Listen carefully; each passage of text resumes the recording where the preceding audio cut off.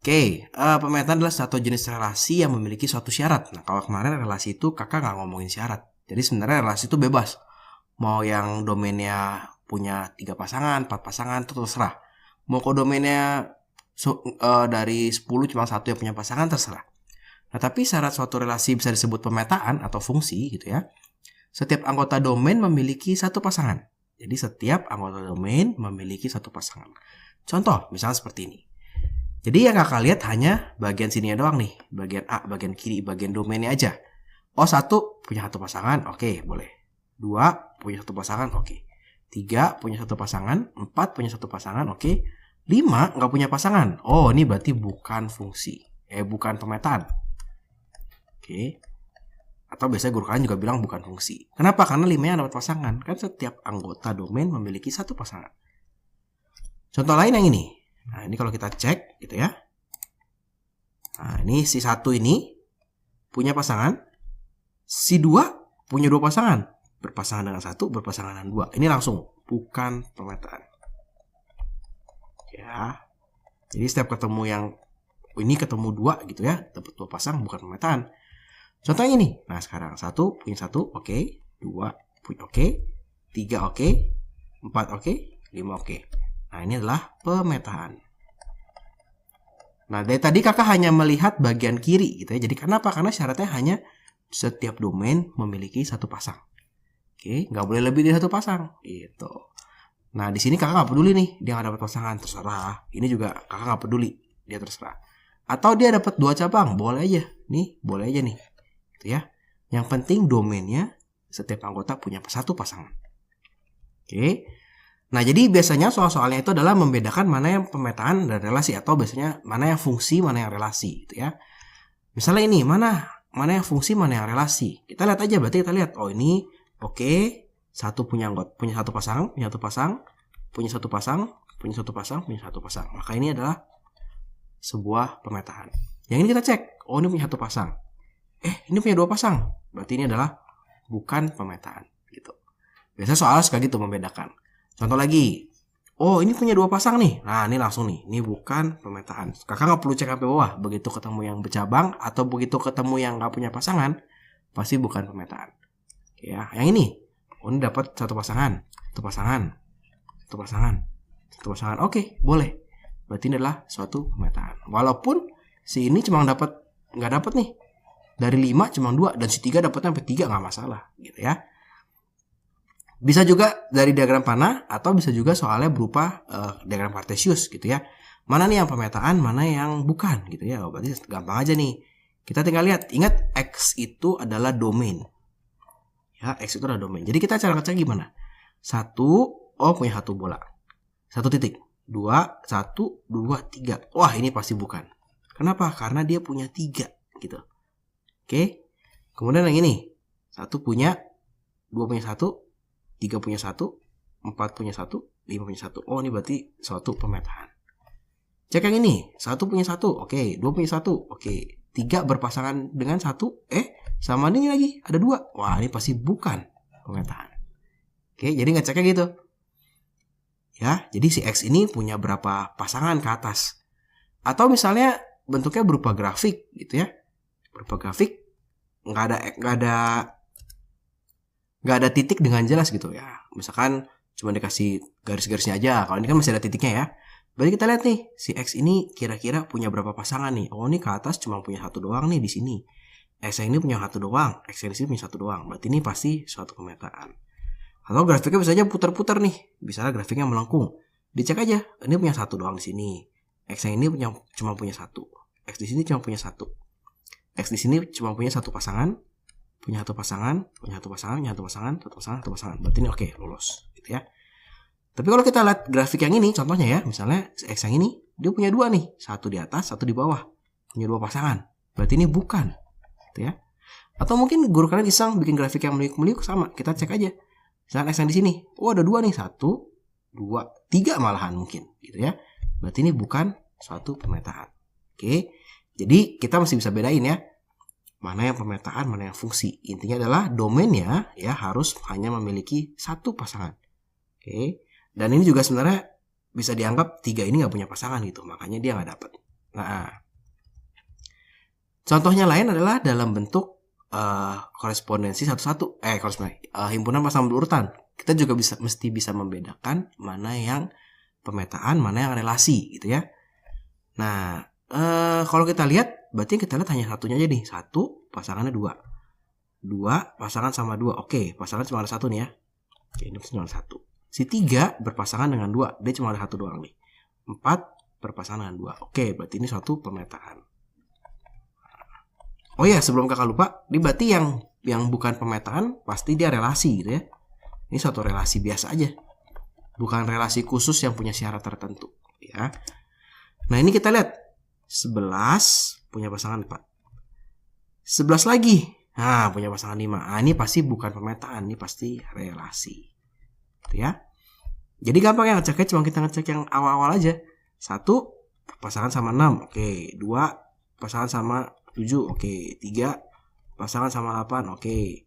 4 pasangan sama 8 enggak masalah. 5 pasangan sama 9. Oke, oh ini berarti pemetaan. Gitu ya. Tapi kita mesti cek semua nih, jangan sampai tiba-tiba di sini ada angka 1 lagi gitu ya. Mengecoh gurunya. 21 berpasangan dengan 22. Oke. Ketemu lagi 21 nih. Nah. Atau misalnya kalau ini 20 deh. Nah, ini 22. Oke. Terus ketemu lagi di sini 22. Nah. Ini kan berarti 2 kali ya dia dapat pasangannya 2. Si 23 dan 24. Ini nggak boleh. Berarti ini suatu relasi, bukan suatu pemetaan. Oke ya, jadi itu yang pertama yang mesti kita bisa membedakan mana pemetaan dan relasi. Nah, sekarang kita akan belajar jumlah pemetaan yang dapat dibentuk. Nah, jadi karena memiliki syarat tertentu, kita bisa melihat berapa banyak pemetaan atau fungsi yang bisa dibuat oleh dua buah himpunan yang saling berelasi. Kalau dia relasi biasa, nggak ada syarat, wah kemungkinannya unlimited. Bisa banyak banget, bisa miliaran. Tapi karena ini dibatasi tertentu, maka kita bisa mencari nih, jumlah maksimumnya berapa sih yang bisa dibentuk gitu ya. Contoh yang ini. Ini kita melihat suatu kemungkinan, salah satu kemungkinan pemetaan dari himpunan A ke himpunan B.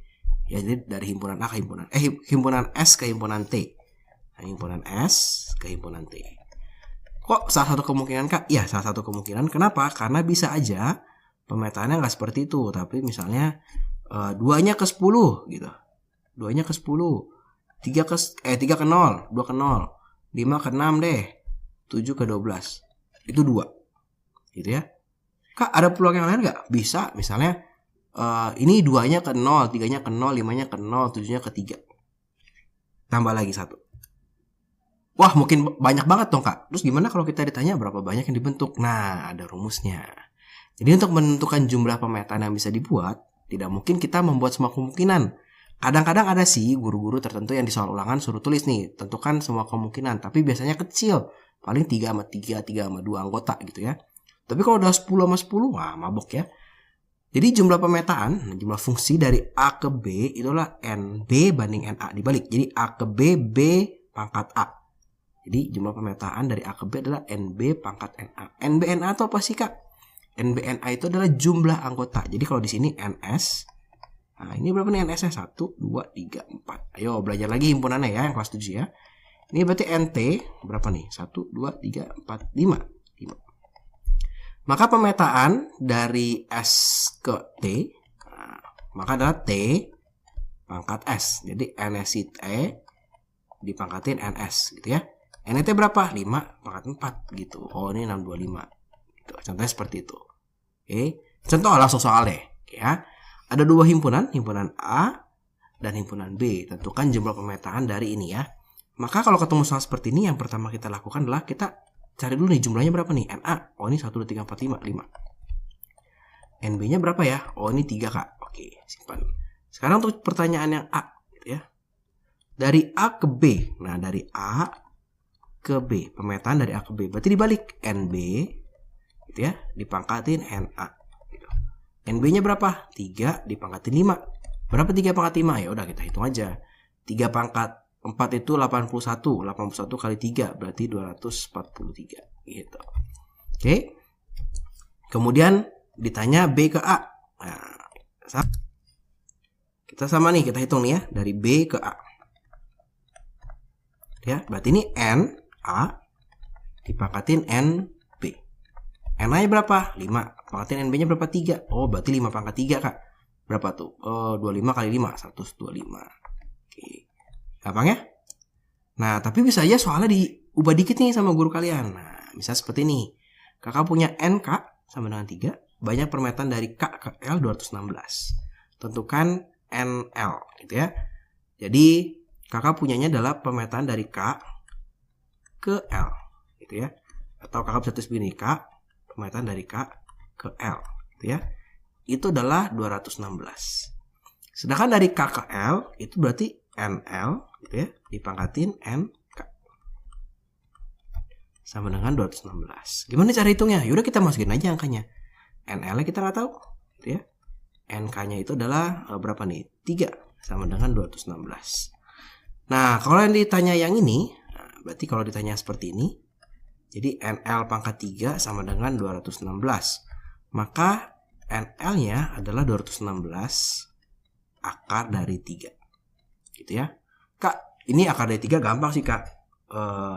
Ya memang gampang. Jadi kita bisa bikin begini, 216 kita pisah jadi 2 dikali 108 gitu ya. 2 lagi 54. Terus kita pisah lagi nih, 2 lagi 27. Oh, ini 3, 9, 3, 3. Maka kita punya akar 3 dari 2 pangkat 3 dikali 3 pangkat 3. Gitu ya. Berarti ini pangkatnya sama, bisa keluar. Berarti 2 kali 3, nah ini 6. Berarti NL-nya 6, Kak. Nah, ini gampang, Kak. Kalau yang banyak gimana? Misalkan 3125, ya sama aja. Caranya adalah bikin poin faktor, bikin seperti ini, ya. Nah, tapi bisa juga agak sedikit dibalik-balik gitu ya. Di soal ini, NA sama dengan 8, tentukan NB jika ada dua pertanyaan nih. Ada pertanyaan A dan pertanyaan B. Nah, jadi NA-nya sama dengan 8, tentukan NB kalau pemetaan dari A ke B, nah ini adalah 256. Nah, dari A ke B berarti NB, gitu ya. Pangkat NA, ya, sama dengan 256. Berarti NB, ya belum tahu. NA-nya 8 sama dengan 256. Berarti NB-nya akar 8 dari 256. Oke. Kak, gak kepikir akar 8 dari 256 gimana caranya? Bikin poin faktor. 256 itu berapa? 2, 128 dan seterusnya. Nanti kamu akan ketemu. Kalau ini adalah akar 8 dari 2 pangkat 8. Oh, pangkatnya sama, Kak. Berarti bisa keluar dari akar. Bisa. Berarti NB-nya adalah 2.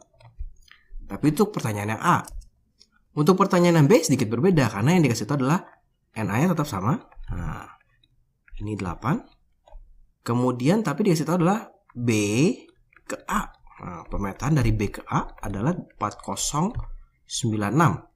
Berarti sekarang ini rumusnya NA pangkat NB ya sama dengan 4096. Berarti ini 8 pangkat NB gitu ya. Sama dengan 4096. Wah, kalau ini gimana, Kak? Nah, kalau ini gampang. Berarti ini 4096-nya kita mesti pikirkan 8 pangkat berapa. Jadi pasti bagi 8 nih. Nah, bagi 8 nih. Bagi 8 nih berarti 512 ya. Terus bagi 8 lagi. Nah, bagi 8 lagi berapa ya? Coba 512 dibagi 8. 6, 48, 42, 64 ya. Bagi 8 lagi 8. Oke. Udah, nggak usah kecil-kecil. Jadi kalau 8 yang di bawah kita bikin sama nih, sama dengan 8 ya. Berarti 8 pangkat NB sama dengan 8 pangkat 4. Nah, yang penting sama nih, 8 dan 8. Sehingga kita bisa dapat tahu nih, oh berarti NB-nya NB-nya pasti 4. Nah, itu ada dua cara berbeda untuk menyelesaikan tergantung himpunan relasi dari mana ke mana yang dikasih tahu gitu ya. Nah, kira-kira untuk kali ini hanya segitu aja. Nanti kita akan belajar lebih lanjut tentang pemetaan. Ada yang namanya rumus, ada yang notasi dan sebagainya. Terima kasih buat teman-teman yang sudah menonton.